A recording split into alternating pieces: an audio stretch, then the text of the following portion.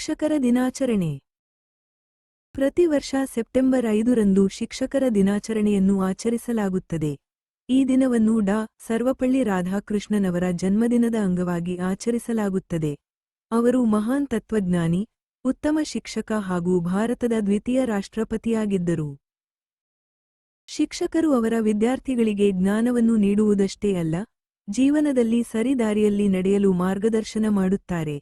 ಶಿಕ್ಷಕರ ಕಠಿಣ ಪರಿಶ್ರಮ, ಸಹನೆ ಮತ್ತು ಪ್ರೇರಣೆಯಿಂದ ವಿದ್ಯಾರ್ಥಿಗಳು ತಮ್ಮ ಕನಸುಗಳನ್ನು ಸಾಕಾರಗೊಳಿಸುತ್ತಾರೆ.